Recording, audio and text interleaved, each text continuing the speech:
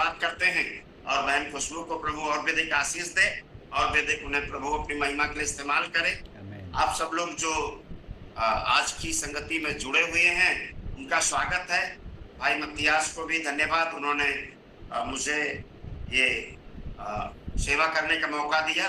जरूर कई सारे लोग अलग अलग तरीके से सेवा कर रहे हैं, पर जो लगातार प्रतिदिन प्रभु की आराधना में इकट्ठा होते हैं, यह कुछ प्रकट करता है या कुछ साबित करता है ना। तो मेरे साथ निकाल लीजिए, हमारे आज की सुबह के मनन के लिए मेरे साथ निकाल लीजिए व्यवस्था विवरण की पुस्तक, उसका 6 अध्याय 4 और 5 पद। व्यवस्था विवरण की पुस्तक 6 अध्याय 4 और 5 पद मैं पढ़ूंगा आपके लिए। आप लोग सुन सकते हैं या अपने बाइबल में ध्यान से देख सकते हैं। व्यवस्था विवरण 6, 4 और 5। हे इस्राएल सुन, यहोवा हमारा परमेश्वर एक ही है।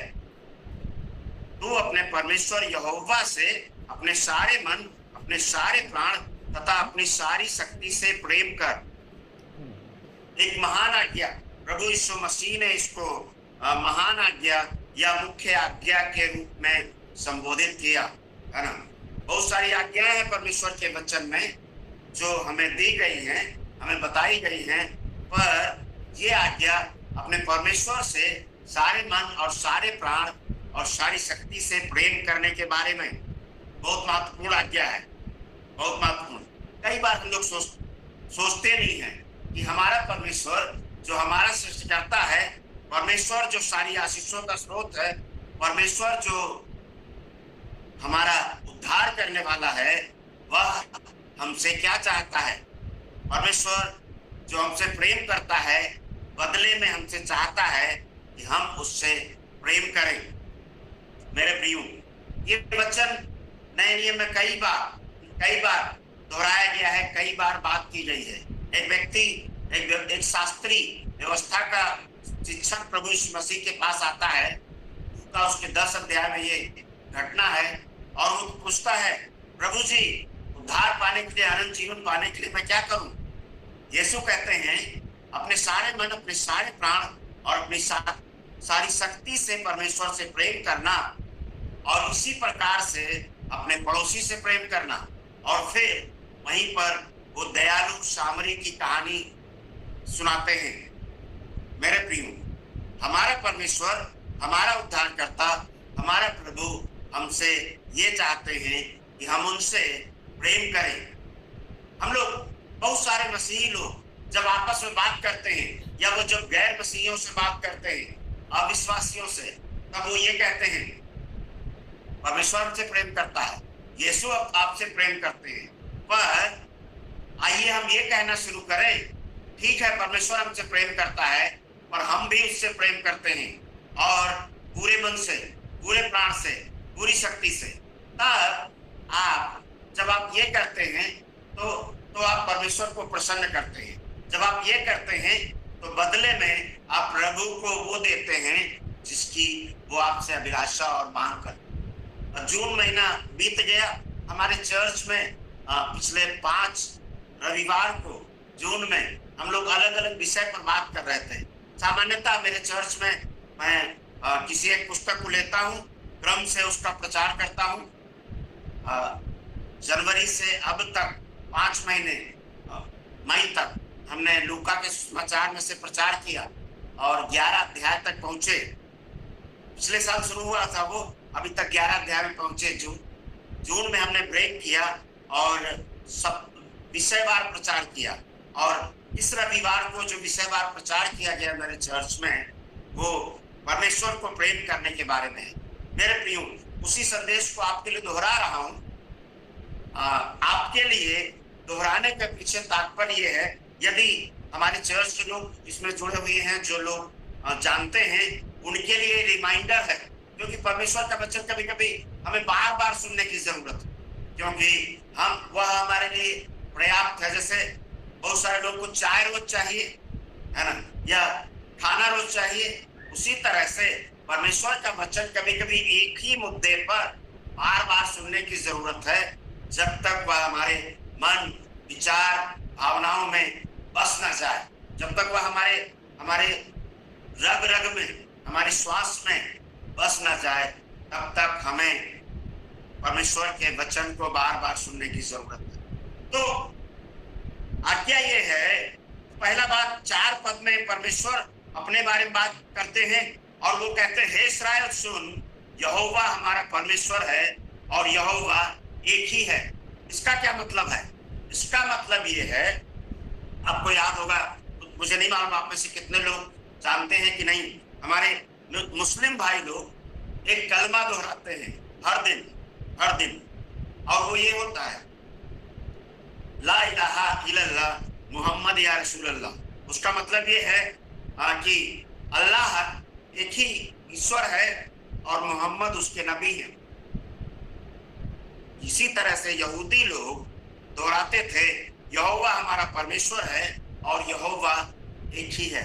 मसीही लोगों के लिए ये इस तरह से है ना, यहोवा एक परमेश्वर है और यीशु मसीह एकमात्र मध्यस्थ है, यीशु मसीह एकमात्र उद्धार करता है और पिता, पुत्र और पवित्र आत्मा में हम विश्वास करते हैं। मेरे प्रियो, इस विचार के साथ में वह परमेश्वर जो यहोवा है, वह एकमात्र परमेश्वर है, संसार का बनाने वाला, स्वामी, संसार को नियंत्रित करने वाला और संसार को जीवन देने वाला। वह हमसे और हमसे चाहता है हम उससे प्रेम करें। कितना प्रेम करें? कितना प्रेम करें? सारे मन से, सारे प्राण से, सारी शक्ति से। इसका क्या मतलब है?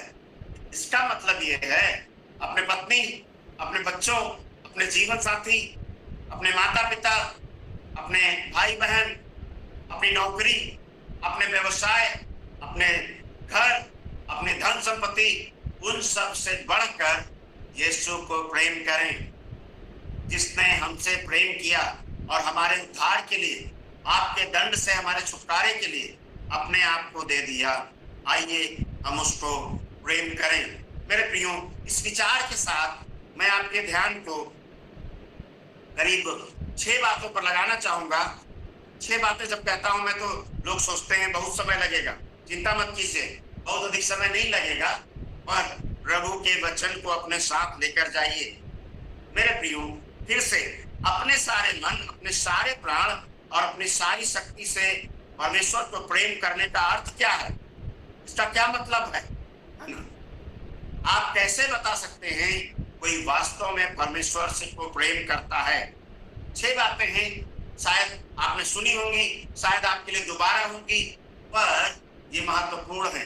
कुछ मूल बातें हैं जो महत्वपूर्ण होती हैं, उन्हें हमें बार बार सुनने की जरूरत है कि वो हमें याद हो जाए, हमें रट जाए, हमारे मन मस्तिष्क में बस जाए, तब हम अपने परमेश्वर को प्रेम कर सकें। परमेश्वर दया करें और सहायता करें। आज का वचन आपके लिए आशीष का कारण है। आज का वचन आपके आत्मिक उन्नति में सहायता करे। तो पहला विचार ये है, यदि हम वास्तव में परमेश्वर को प्रेम करते हैं तो यीशु के साथ व्यक्तिगत संबंध की अभिलाषा रखेंगे। परमेश्वर ने यह आज्ञा हमें क्यों दी कि हम उनसे प्रेम करें और उनसे सारे मन, सारे प्राण और सारी शक्ति से प्रेम करें? क्योंकि परमेश्वर हमारी संगति का अभिलाषी है, परमेश्वर हमारी सहभागिता के अभिलाषी है। निर्गमन में ये लिखा है, परमेश्वर इस्राएलियों से कहते, मैं तुम्हारे मध्य रहूंगा, मैं तुम्हारे बीच में रहूंगा, मैं तुम्हारे साथ रहूंगा। अगर आप पुराने नियम में इस्राएल के छुटकारे के बाद जब वे कनान के लिए यात्रा करते हैं और उस मंडली के बारे में आप सुनते हैं जिसमें इस्राएलियों के तंबू होते थे और बीच में वो वाचा का संदूक, मिलाप वाला तंबू हुआ करता था। तो 12 गोत्र, तंबू के चारों तरफ 3-3 गोत्र अपने तंबू लगाते थे। मिलाप वाले तंबू परमेश्वर के मंदिर तो नहीं था, टेम्परेरी मिलाप वाला तंबू था जो परमेश्वर ने बनवाया था। उसके चारों ओर ये रहते थे इस्राएली और बीच में परमेश्वर है। यह दर्शाता है परमेश्वर की अभिलाषा, वह अपने लोगों के साथ रहना चाहता है। कल्पना कीजिए, उत्पत्ति की पुस्तक में 1 और 2 अध्याय में, 3 अध्याय में पता चलता है कि पाप आने से पहले परमेश्वर आदम और हव्वा के साथ मिलते थे, बात करते थे और संगति करते थे। उसी संगति में निरंतर परमेश्वर रहना चाहते हैं। अगर आप प्रकाशित वाक्य की पुस्तक पढ़ते हैं 21वें अध्याय में, जो अंतिम अध्याय है 21 और 22 अध्याय, तो परमेश्वर वहां पर अपने लोगों के बीच में है और ये सदा से परमेश्वर की अभिलाषा है। जब तक लोग उसको प्रेम ना करें, वह अपने लोगों के बीच में नहीं रह सकता। मेरे प्रियो, तो वो यदि आप वास्तव में परमेश्वर से प्रेम करते हैं तो आप यीशु के साथ व्यक्तिगत संबंध की अभिलाषा रखेंगे। और ये कैसे होता है? यह हमारे विश्वास के साथ, जब हम यीशु पर विश्वास करते हैं और अपने पाप से पश्चाताप करते हैं, तब आरंभ होता है। पर यह प्रतिदिन के जीवन में बना रहता है, प्रतिदिन की संगति के द्वारा प्रमाणित होता है। मेरे प्रियो, जब हम वास्तव में किसी से प्रेम करते हैं तो हम उसके साथ समय बिताना पसंद करते हैं, हम उसके साथ संगति और सहभागिता का आनंद लेते हैं। इसी प्रकार अगर आप वास्तव में प्रभु यीशु से प्रेम करते हैं तो आप उसके साथ संगति में रहना चाहेंगे। आप विचार कीजिए दोस्तों के बारे में। लोग रोज एक दूसरे से मिलना पसंद करते हैं। विचार कीजिए उन प्रेमी प्रेमिका के बारे में। अगर वह आपस में मिल नहीं सकते हैं तो वह फोन पर बात करना चाहेंगे, एक दूसरे को देखना चाहेंगे। मेरे प्रियो, प्रभु जो हमारा जीवन देने वाला है, जो जीवन का प्रभु है, जो हमारा स्वामी है, जिसने हमारे लिए अपने प्राण दे दिए, क्या हम उससे प्रेम करते हैं? क्या हम उसके साथ संगति की अभिलाषा रखते हैं? प्रभु यीशु मसीह का एक वचन बड़ा महत्वपूर्ण है। लूका के 10 अध्याय में ही है। हाँ, लूका के 10 अध्याय में प्रभु यीशु मसीह मार्था और मरियम के घर जाते हैं। लाजर, मार्था और मरियम के घर। मार्था प्रभु की सेवा कर रही होती है, मरियम यीशु के चरणों में बैठी है और उसके वचन को सुन रही होती है। और वहां ये लिखा है, जब वो चला जा रहा था, उसने गांव में प्रवेश किया। मार्था नामक एक स्त्री ने उसे अपने घर में ठहराया। उसकी एक बहन थी जिसका नाम मरियम था, जो प्रभु के पांव के समीप बैठकर उसका वचन सुन रही थी। 40। परंतु मार्था सेवा टहल करते करते व्याकुल हो उठी और उसने उसके पास आकर कहा, हे प्रभु, क्या तुझे चिंता नहीं है कि मेरी बहन ने सेवा टहल करने के लिए मुझे अकेला छोड़ दिया है? उससे कह कि वह मेरी सहायता करे। यीशु ने मार्था को उत्तर दिया, मार्था, हे मार्था, तू बहुत सी बातों के लिए चिंतित रहती है और व्याकुल रहती है, परंतु कुछ बातें हैं, वास्तव में एक ही बात आवश्यक है, और मरियम ने उस उत्तम भाग को चुन लिया है जो उससे छीना ना जाए। तो मरियम की संगति, मरियम का प्रभु के चरणों में बैठना इस बात का सबूत है कि मरियम परमेश्वर की संगति की अभिलाषी है और वह प्रभु के चरणों में बैठी है और वह सुन रही है। और प्रभु ने इस बात की तारीफ, आज सुबह हम में से कई लोग प्रभु के इस संगति में जुड़ते हैं, हर घर गिरजा घर के माध्यम से संगति में जुड़ते हैं, पर प्रतिदिन की व्यक्तिगत संगति में हम में से कितने प्रभु के उपस्थिति में बैठकर उसके वचन को सुनने, पढ़ने और पालन करने की अभिलाषा रखते हैं? हमें से कितने लोग प्रभु को आदर देने के लिए उसके साथ समय बिताना पसंद करते हैं, है ना? एक सच्चा विश्वासी जो परमेश्वर से प्रेम करता है, यीशु के साथ व्यक्तिगत संबंध का अभिलाषा रखेगा। दूसरी बात, एक व्यक्ति जो परमेश्वर को प्रेम करता है, वह परमेश्वर के वचन से प्रेम करे। मरियम प्रभु के वचन को सुन रही थी। एक व्यक्ति जो परमेश्वर से प्रेम करता है, वह परमेश्वर के वचन से प्रेम करेगा। मेरे प्रियो, एक ही बात है जो दोबारा दोहराना चाहता हूं, मुख्य विचार, यदि आप परमेश्वर से प्रेम करते हैं तो अपने आचरण के द्वारा प्रमाणित कीजिए। यदि आप परमेश्वर से प्रेम करते हैं तो अपने आचरण के द्वारा प्रमाणित कीजिए। तो एक व्यक्ति जो परमेश्वर से प्रेम करता है वो क्या करेगा? परमेश्वर के वचन से प्रेम करेगा। मेरे प्रियो, परमेश्वर के वचन के द्वारा हम जानते हैं कि परमेश्वर किन बातों से प्रेम करते हैं। परमेश्वर चाहते हैं कि लोग उनके व्यवस्था का पालन करें, लोग उसके वचन से प्रेम करें। भजन 97 में भजन 119 के 97 पद में भजनकार इस बात की घोषणा करता है, आहा मैं तेरी व्यवस्था से कितनी प्रीति रखता हूं। मेरे प्रियो, यह भजनकार के वचन है। आपके बारे में क्या है? क्या आप परमेश्वर के वचन से प्रेम करते हैं? क्या आप परमेश्वर के वचन को के साथ समय बिताते हैं? हम में से कई लोगों के पास बाइबल है ना, बहुत अच्छी बात। कुछ के पास 2 होंगी, कुछ के पास अलग अलग अनुवाद की 2-4 होंगी, है ना। मैं भी इस बात को पसंद करता हूँ कि अलग अलग अनुवाद की अलग अलग तरीके से कई बाइबल रखी। तो मैंने NIV की बाइबल रखी है, अंग्रेजी वाली, फिर ESV की रखी है, फिर प्रतिदिन जो हम योग करते हैं वो बाइबल है। तो करीब 5 तरह की बाइबल मैं भी रखता हूँ, पर ये ज्यादा मायने रखता नहीं है, इसका ज्यादा महत्व तो नहीं है। महत्व इस बात का है क्या हम वचन पढ़ते हैं, क्या हम उस पर ध्यान देते हैं। खुशबू ने जो वचन पढ़ा था, बहन खुशबू ने जो वचन पढ़ा था भजन, उसके भजन में से, और भजन में जो पद है उसके बाद में, भजन में जो बीच में पद है वो ये है, जो धर्मी है वह यहोवा की व्यवस्था से आनंदित होता है और रात दिन उस पर मनन करता रहता है।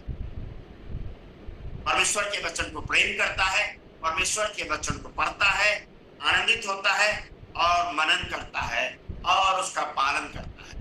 धन्य है वह जो व्यवस्था के वचन को पढ़ते हैं, सुनते हैं और उसका पालन करते हैं। मेरे प्रियो, क्या आप प्रभु के वचन को प्रेम करते हैं? उसके साथ कितना समय बिताते हैं? नहीं भैया, हमको तो मौका नहीं है, हमारा व्यवसाय हमसे बहुत अधिक काम, व्यवसाय में इतना व्यस्त है, समय ही नहीं भैया, नौकरी में बहुत व्यस्त है, 3 घंटे पिक्चर देखने में बीत जाएंगे, 1 घंटा शॉर्ट वीडियोस देख के या यूट्यूब में न्यूज देख के, पर प्रभु का वचन पढ़ने और सुनने का समय नहीं है। दिखावे का जीवन हमें परमेश्वर के प्रेम से दूर कर। मेरे प्रियो, न केवल इतना, यदि आप परमेश्वर से प्रेम करते हैं तो अपने आचरण के द्वारा प्रमाणित कीजिए। तीसरी बात, तीसरा विचार वो ये है, परमेश्वर को प्रेम करने वाला मसीही परमेश्वर के लोगों को प्रेम करेगा। परमेश्वर को प्रेम करने वाला मसीही चर्च को प्रेम करेगा, क्योंकि यीशु जी चर्च को प्रेम करते हैं। चर्च को जब मैं कहता हूं तो इसका मतलब भवन से नहीं है।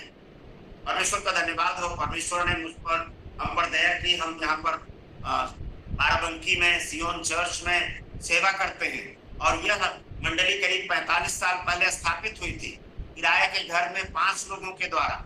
और परमेश्वर ने इस भवन को शायद सैकड़ों लोगों को प्रभु के पास लाने के लिए, कई दर्जन लोगों को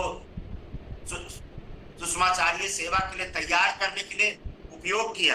आज उसमें से कई लोग अलग अलग जगह पर चर्च चला रहे हैं, कई लोग अपनी संस्था के संस्थापक हैं, उन्होंने नई नई संस्थाएं शुरू की हैं, कई लोगों ने स्कूल कॉलेज शुरू किए, कोई अलग अलग जगह पास्टर हैं। पर प्रभु जी इस भवन को प्रेम नहीं करते।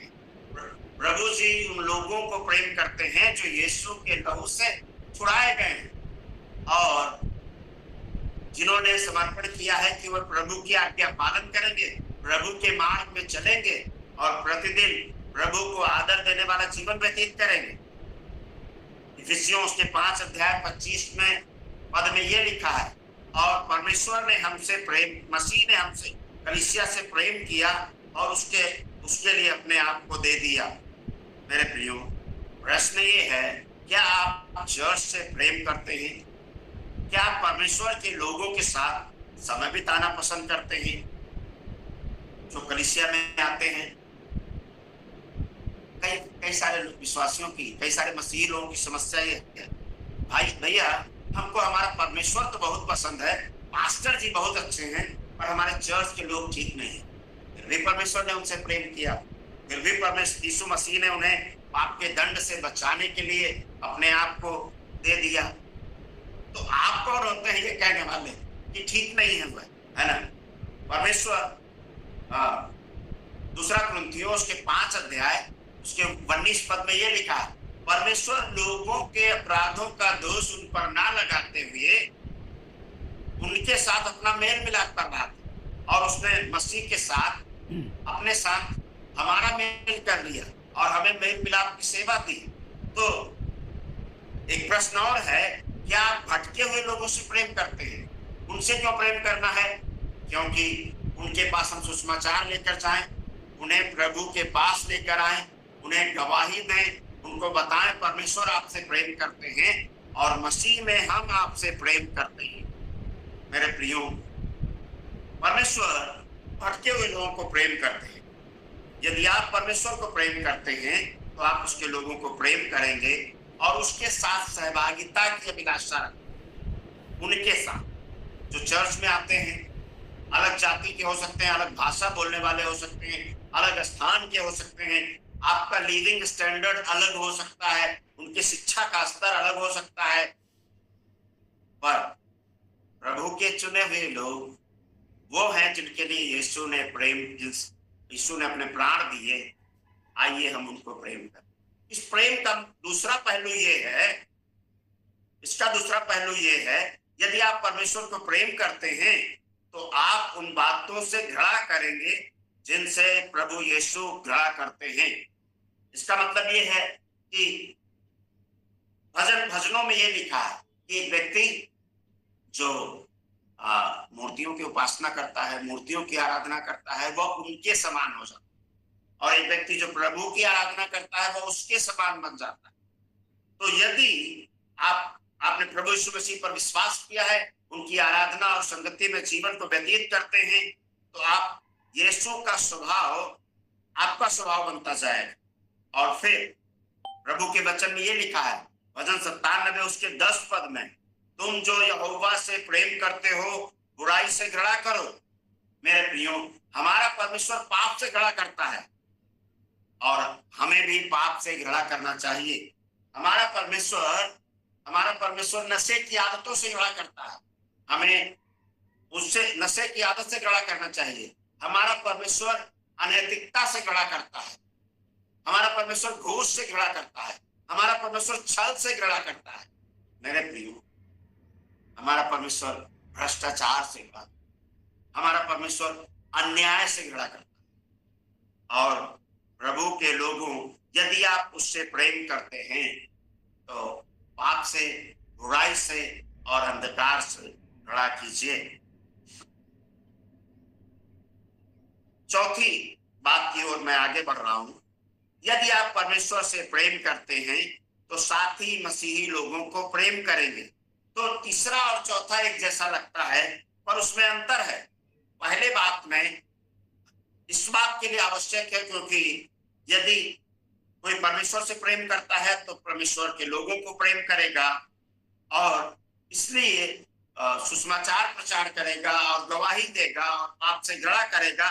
पर दूसरे का मतलब ये है, यदि हम परमेश्वर से प्रेम करते हैं तो हम साथी मसीह भाइयों और बहनों को प्रेम करेंगे, क्योंकि वो ये प्रमाणित करता है कि हम परमेश्वर को प्रेम करते हैं। कोई जन निकालिए मेरे साथ पहला यूहन्ना का पत्र और 4 अध्याय और 20 पद। जिनके पास बाइबल है वह पढ़ सकते हैं।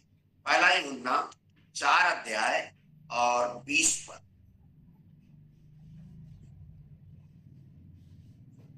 कोई बाइबल लेके जो बैठे हैं पढ़िए प्लीज।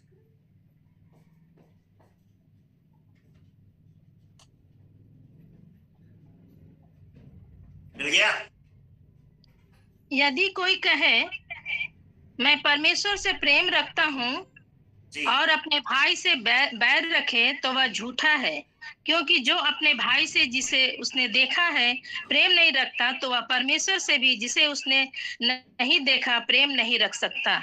जी हाँ, तो जब यहाँ पर भाई की बात होती है तो ये मत सोचिए कि उसने बहनों को छोड़ दिया है। मैं अक्सर इस बात को कहता हूँ, नए नियम में कई बार भाई भाई संबोधित किया गया है, पर इसका कदापि मतलब नहीं है कि कोई भाई से प्रेम करता है तो बहनों से झगड़ा करता है, नहीं। पर कलीसिया में जो विश्वासी भाई बहन हैं, यदि आप परमेश्वर से प्रेम करते हैं तो साथ ही विश्वासी भाई बहनों से प्रेम करेंगे। और यूहन्ना हमें बताता है कि बहुत सारे लोग कहते हैं, मैं कई मसीहियों को जानता हूं, भैया मैं परमेश्वर से बहुत प्रेम करता हूं, परमेश्वर का प्रेम जो है मेरे हृदय में भरा पड़ा है। पर विश्वासियों से प्रेम करना एक समस्या है। वो कहेंगे, ये साबित करता है कि उनके अंदर, यूहन्ना ये बताते हैं कि यदि कोई कहता है कि मैं भाई से प्रेम करता हूं, अगर कोई भाई से झगड़ा करता है और कहता है मैं परमेश्वर से प्रेम करता हूं, तो इसका मतलब यह है कि उसने परमेश्वर जिसे देखा नहीं उससे प्रेम करने की बात झूठी है, क्योंकि जिसको देख रहा है वो परमेश्वर के बच्चे को उससे झगड़ा करता है। तो ये इस तरह समझ लीजिए, आप किसी परिवार में जाते हैं, है ना, और माता पिता से कहते हैं अरे आप तो बहुत अच्छे हैं, मैं आपसे प्रेम करता हूं, पर बच्चों से कहें अरे यार तुम लोग दूर रहो, तुम्हारे कपड़े गंदे हैं, या तुमने नहाया नहीं है, या तुम्हारा आचरण ठीक नहीं है, वो वाली बात होती है। तो यदि आप परमेश्वर से प्रेम करते हैं तो उसके बच्चों से प्रेम करेंगे। मेरे प्रियो, यदि हम मसीह भाई बहनों से प्रेम नहीं करते हैं तो परमेश्वर के प्रति हमारा प्रेम सच्चा नहीं है, वास्तविक नहीं है। हम प्रेम का दिखावा करते हैं और हमारा विश्वास भी गड़बड़ है, हमारा विश्वास भी सही नहीं है। यदि हम मसीह भाई बहनों से प्रेम करते हैं तो यह प्रमाणित करता है कि हम मृत्यु से पार होकर जीवन में आ पहुंचे हैं। पहला यूहन्ना में 3 अध्याय के 14 पद में ये लिखा है, प्रेम, पहला यूहन्ना 3:14 में पढ़ूंगा।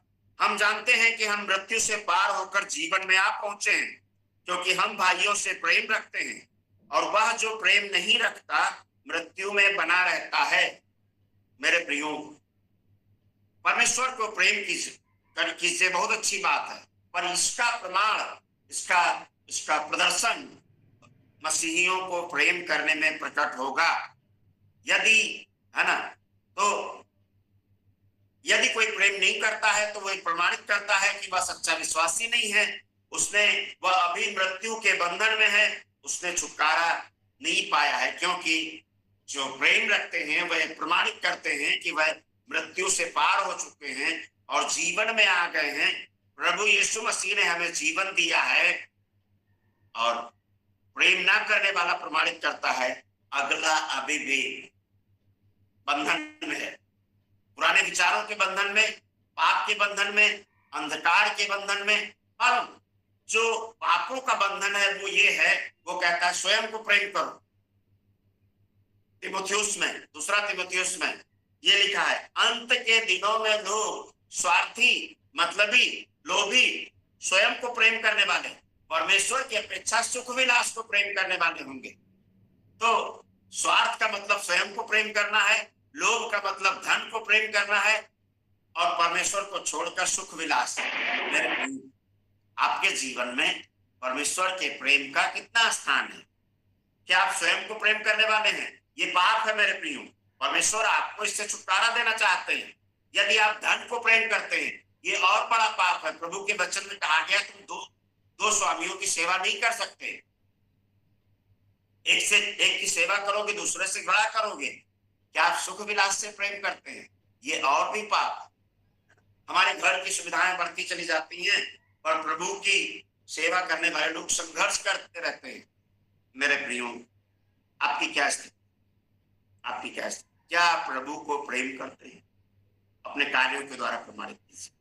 5वीं बात, यदि आप वास्तव में परमेश्वर से प्रेम करते हैं तो आप यीशु के दूसरे आगमन की अभिलाषा रखेंगे, यीशु का स्वागत करने की अभिलाषा रखेंगे, है ना। आपको मालूम है, आप में से ज्यादातर लोग इस बात को जानते होंगे, हमारे विश्वास में मुख्य बात यह है कि यीशु मसीह ने हमसे प्रेम किया और वह संसार में मनुष्य बनकर आए, और उन्होंने दुख भोगा, वह क्रूस पर बलिदान हो गए, वह मरे, वह गाड़े गए और तीसरे दिन जी उठे। जब जी उठे 40 दिन तक अपने चेलों के साथ रहे, उन्हें दिखाते रहे, उन्हें दर्शन देते रहे, उन्हें शिक्षा देते रहे, और फिर वे स्वर्ग में उठा लिए गए। पर स्वर्ग में जाने के पहले उन्होंने बताया, मैं इसी प्रकार से फिर आऊंगा। और उस समय 2 स्वर्गदूत प्रकट हुए। उन्होंने कहा, जिस यीशु को तुम उठाए जाते हुए देखते हो, वह उसी प्रकार से फिर आएगा और अपने लोगों को अपने साथ ले जाएगा। यदि आप वास्तव में यीशु को, परमेश्वर को प्रेम करते हैं, तो उसके दूसरे आगमन की अभिलाषा रखेंगे। आप में से किसी के पास बाइबल है तो ये पद पढ़ सकते हैं। दूसरा तिमुथियुस उसका 2 अध्याय 4 अध्याय 8 पद, माफ कीजिए, दूसरा तिमुथियुस 4 अध्याय 8। कोई जन पढ़ दीजिए, पढ़िए स्वेच्छा से। भविष्य में मेरे लिए धर्म का वह मुकुट रखा हुआ है, जिसे प्रभु जो धर्मी और न्यायी है मुझे उस दिन देगा, जो मुझे ही नहीं वरन उन सबको भी जो उसके प्रकट होने को प्रिय जानते हैं। हाँ, तो यहाँ पर हमारे प्रभु के दास प्रेरित पौलुस तिमुथियुस को लिखते हैं, मेरे लिए धार्मिकता का मुकुट रखा हुआ है, वह इनाम जो प्रभु के साथ विश्वास योग्यता का जीवन जीने और उसकी सेवा करने वालों को मिलने वाला है। यदि आप परमेश्वर को प्रेम करते हैं तो यीशु के दूसरे आगमन की अभिलाषा रखेंगे। और पौलुस दावा करते हैं कि मेरे लिए धार्मिकता का मुकुट रखा हुआ है। पर पौलुस के वचन यहाँ समाप्त नहीं होते हैं। उसका कहना है ये मुकुट केवल मेरे लिए नहीं है, ये उनके लिए है जो तो ये मुकुट रखा हुआ है। कौन देगा? जो प्रभु देगा, प्रभु जो धार्मिकता से न्याय करते हैं। अक्सर हम कहते हैं बाइबल सोसाइटी की बाइबल में, और जो बाइबल हम इस्तेमाल करते हैं इसको IBP कहते हैं, इंडिया बाइबल पब्लिशर्स में, ये मामूली ट्रांसलेशन का अंतर है। तो धर्म का मुकुट नहीं है, वो धार्मिकता का मुकुट है ना। और परमेश्वर जो धार्मिकता से न्याय करता है वह उन्हें देगा, जो मुझे देगा, और न केवल मुझे वरन उन सब को जो उसके प्रकट होने को प्रिय जानते हैं। 2 दिन पहले, है ना, 2 दिन पहले भारत ने विश्व कप 2020 विश्व कप जीत लिया, और उनको एक सुंदर सी ट्रॉफी मिली, और उनको दुनिया भर में सम्मान मिल रहा है। और कई सारे लोगों ने अपने व्हाट्सएप स्टेटस में और फेसबुक में ये लगाया, अरे हम विश्व विजेता बन गए। बहुत खुशी की बात है मेरे प्रियो, है ना। हमारा देश दुनिया में क्रिकेट के उसने अपना झंडा गाड़ दिया। पर विश्वास के मामले में आप क्या कर रहे हैं? क्या आपके प्रभु के दूसरे आगमन की इच्छा कर रहे हैं? क्या आप संसार की कामनाओं के विलासी हैं?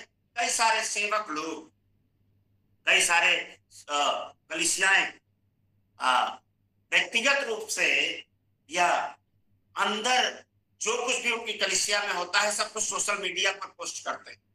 मेरे प्रियो, आज के समय में परमेश्वर का धन्यवाद उन संसाधनों के लिए जो प्रभु इस्तेमाल करते हैं अपनी महिमा के लिए, पर कुछ मामलों में सावधान भी रहना है। एक बार की बात है, एक विश्वासी भाई ने मुझसे पूछा, एक प्रभु के दास भी हैं वो मुझसे पूछते हैं, पास्टर जी आप अपने चर्च की फोटोज, प्रचार और दूसरी चीजें फेसबुक पे क्यों नहीं डालते हैं? तब मैंने उन्हें बताया प्रभु का वचन क्या कहता है। प्रभु का वचन ये कहता है, तुम अपने धार्मिकता के कार्य मनुष्यों को दिखाने के लिए ना करो, अथवा तुम परमेश्वर की ओर से प्रतिफल ना पाओगे। तो लोग जिनके पास परमेश्वर से प्रतिफल की अभिलाषा नहीं, वो सोचते हैं लोग देखें और कहें, अरे शाबाश आप बहुत अच्छा काम कर रहे हैं, वही नाम हो गया। पर मेरे हृदय की अभिलाषा ये है, मुझे प्रभु कहे, शाबाश है मेरे विश्वास योग्य दास, तू थोड़े में विश्वास योग्य रहा, मैं तुझे बहुतों का अधिकारी बनाऊंगा। मेरे प्रियो, प्रभु यीशु मसीह का दूसरा आगमन बहुत महत्वपूर्ण, हमारे विश्वास का बहुत महत्वपूर्ण क्षण होगा। हम में से कई लोग, कई सारे विश्वासी पिछले हजारों सालों में इस अभिलाषा में दुनिया से चले गए, यीशु आएंगे और उन्हें अपने साथ ले जाएंगे। थिस्सलुनीकियों में, पहला थिस्सलुनीकियों उसके 4 अध्याय में लिखा है, प्रभु यीशु मसीह एक तुरही फूंकी जाएगी प्रधान स्वर्गदूत के द्वारा, और तब सब मुर्दे जी उठेंगे, हम जो जीवित हैं बादलों में उठा लिए जाएंगे कि अपने प्रभु के साथ मिलें। मेरे प्रियो, इसको मत भूलिए। हमारा प्रभु पुनः आएगा, अपने लोगों को अपने साथ ले जाएगा, और जो उसके साथ, जो उसको प्रेम करते हैं, उसकी आज्ञाओं का पालन करते हैं और पूर्ण मन से उसकी पूर्ण समर्पण के साथ सेवा करते हुए जीवन व्यतीत करते हैं, उन्हें इनाम मिलेगा। कई बार बहुत सारे प्रचारक और सेवक हैं, गांव गांव में सेवा करते हैं, वो ज्यादा फेमस नहीं है, उनको गांव के बाहर या नगर के बाहर, उनके जिले के बाहर कोई नहीं जानता।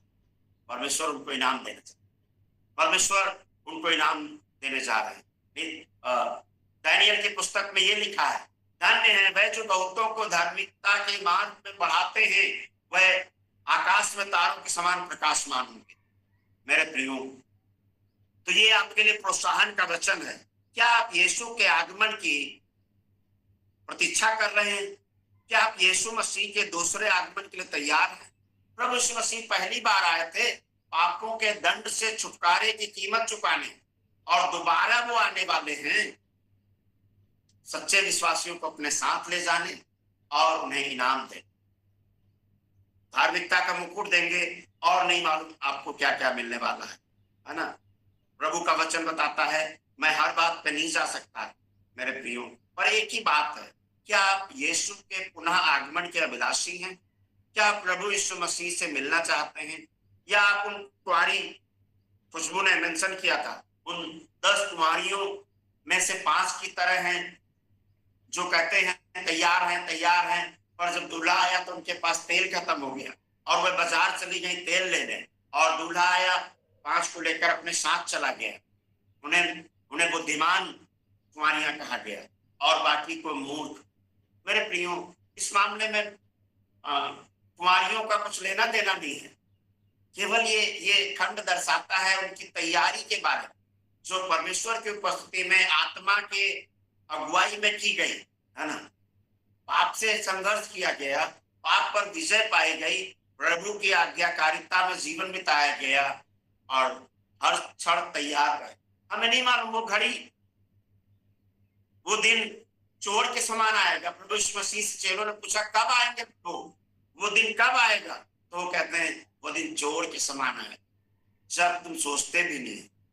मेरे प्रियो, इसलिए आवश्यक हो जाता है कि हम अपने हृदय की तैयारी रखें, मन विचार भावनाओं से तैयार रहें प्रभु के आगमन के लिए।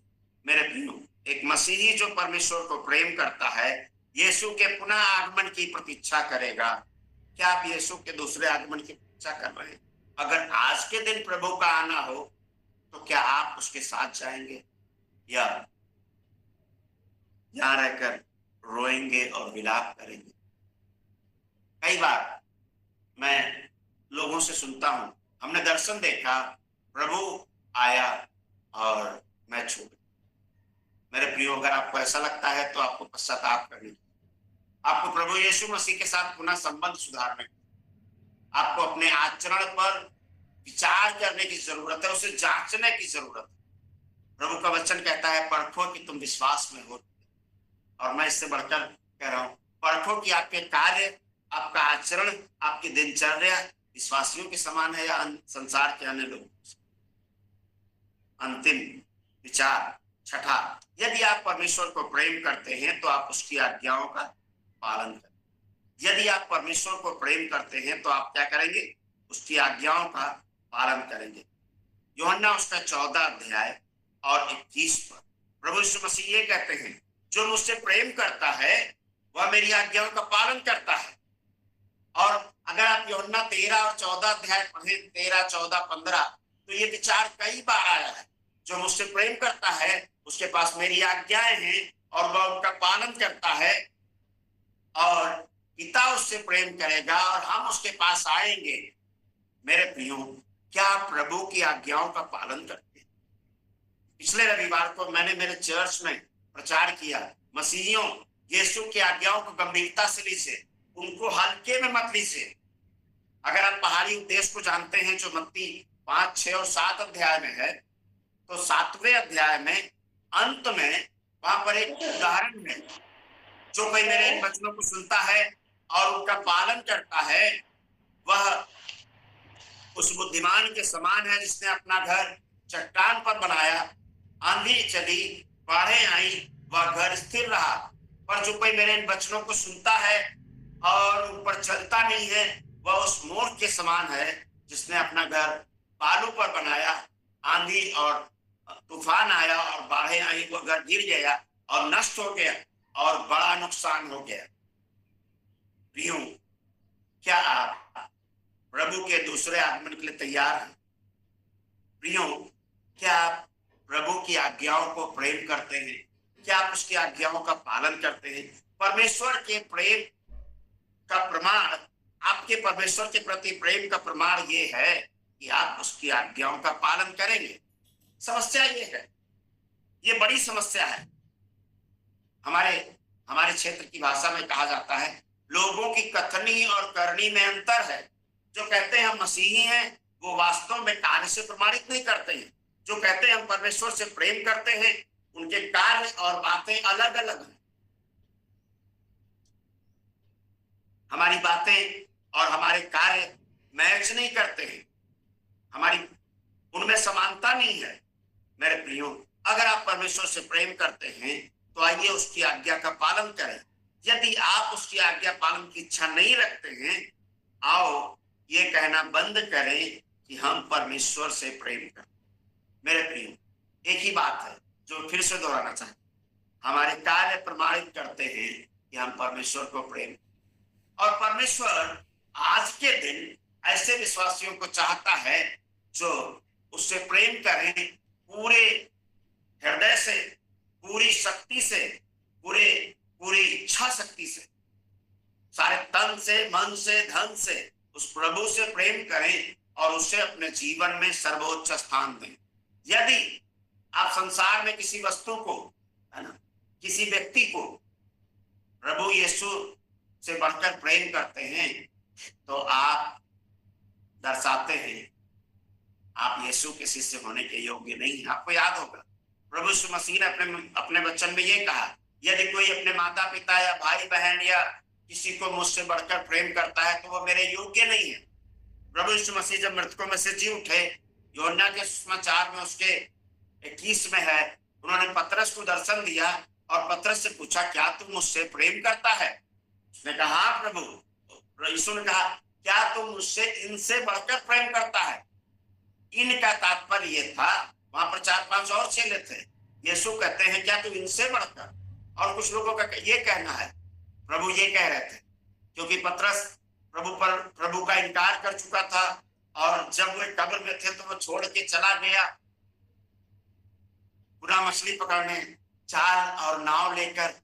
तो यीशु उसको वास्तव में ये याद दिला रहा है, पतरस क्या तू मुझे नाव से, जाल से, मछलियों से बढ़कर प्रेम कर? प्रश्न ये है, यीशु मसीह आज भी आपसे ये पूछना चाहते, क्या आप उनसे प्रेम करते? पूरे मन से, पूरे प्राण से, पूरी शक्ति से, तब आप प्रभु के आज्ञाकारी शिष्य। मेरे प्रियो, सुसमाचार को याद रखिए, परमेश्वर जो हमारा सृष्टि करता है, परमेश्वर जो संसार का बनाने वाला है, वह एक प्रेमी पिता है और वह आपसे प्रेम करता है। उसने हमारी अयोग्यताओं के बावजूद, हमारी निर्बलताओं के बावजूद, हमारी पाप में दशा में हमसे प्रेम किया और वह सारे संसार का राजा और न्यायी है। मेरे प्रियो, हर एक मनुष्य को उसके सामने खड़ा होना होगा और हिसाब देना पड़ेगा कि हमने संसार में कैसा जीवन बिताया। और खासकर उन मसीहियों को जो अपने आप को विश्वासी कहते हैं पर उनका आचरण ये प्रमाणित नहीं करता है, उन्हें प्रभु के सामने खड़ा होना पड़ेगा जवाब देने के लिए, पाखंडी जीवन के लिए। दूसरी बात, सभी मनुष्य पापी हैं क्योंकि उन्होंने प्रभु की आज्ञाओं का उल्लंघन किया है। उन्होंने अपने परमेश्वर को उस लायक आदर और सम्मान और महिमा नहीं दी है। वह सभी मनुष्य पाप के कारण दंड की अधीनता में हैं। प्रभु यीशु मसीह जब दोबारा आएंगे, जब वह न्याय करेंगे, तो हम में से कई लोग दंड पाएंगे। ये बहुत दुखद होगा। प्रभु के वचन में ये लिखा है, कई सारे प्रचारक लोग नरक में जाए, कई सारे चंगाई सभा करने वाले। मत्ती का जो उदाहरण मैंने दिया था, वो दीवान और मूर्ख घर बनाने वाले के लिए उसके ऊपर का वचन ये कहता है, उस दिन बहुत सारे लोग मुझसे आकर कहेंगे, हे प्रभु, क्या हमने तेरे नाम से दुष्ट आत्माओं को नहीं निकाला? क्या हमने तेरे नाम से बीमारों को चंगा नहीं किया? क्या हमने तेरे नाम से प्रचार नहीं किया, गाना नहीं गाया, भविष्यवाणी नहीं की? यीशु जी कहेंगे, हे कुकर्मियों, मुझसे दूर हो जाओ, क्योंकि मैं तुम्हें नहीं जानता हूं। प्रभु यीशु मसीह ये नहीं कहेंगे, अच्छा हाँ, कुछ दिन पहले मैं जानता था, तुमसे मिला था, तुम चर्च में आके पीछे बैठा करते थे और चुपचाप चले जाया करते थे और पूरे हफ्ते नशे में जीवन व्यतीत करते थे, या पूरे हफ्ते मोबाइल में अश्लील चीजें देखा करते थे। नहीं, ये नहीं। पर प्रभु यीशु मसीह कहेंगे, मैं तुम्हें जानता ही नहीं। नहीं जानने का तात्पर्य ये है, प्रभु हमारा सर्वज्ञानी परमेश्वर है, वो सबको जानते हैं, पर तुम मेरे परिवार के हो ये नहीं जानता हूं। केवल दिखावे का जीवन, ऐसे लोग दंड पाएंगे। कई सारे प्रचारक दंड पाएंगे ना। याकूब में लिखा है, तुम में से बहुत शिक्षक ना बने, क्योंकि शिक्षक दोगुने दंड के भागीदार, यदि उनका जीवन और शिक्षा मैच नहीं। तीसरी बात यह है, केवल यीशु ही उद्धार का एकमात्र मार्ग है। यीशु के अलावा कोई और मार्ग नहीं है। यीशु जी 100% मनुष्य और 100% परमेश्वर है। हमारा एकमात्र मध्यस्थ, परमेश्वर के बीच में और मनुष्यों के बीच में एकमात्र मध्यस्थ। केवल उन्हीं के द्वारा पापों की क्षमा है, केवल उन्हीं पर विश्वास से उद्धार है। इसलिए मेरे प्रियो, अवश्य है कि हम और आप यीशु पर विश्वास करें, अपने पाप में आचरण से पश्चाताप करें, यीशु मसीह को अपना उद्धारकर्ता के रूप में ग्रहण करें और प्रतिदिन अपने जीवन में उनको सर्वोच्च स्थान दें, प्रतिदिन उनका आदर करें। अंत में वही प्रश्न है, क्या आप प्रभु से प्रेम करते हैं? अपने आचरण के द्वारा, अपने कार्यों के द्वारा, अपने व्यवहार के द्वारा प्रमाणित कीजिए। परमेश्वर आप सबको आशीष, परमेश्वर आप सबको आशीष।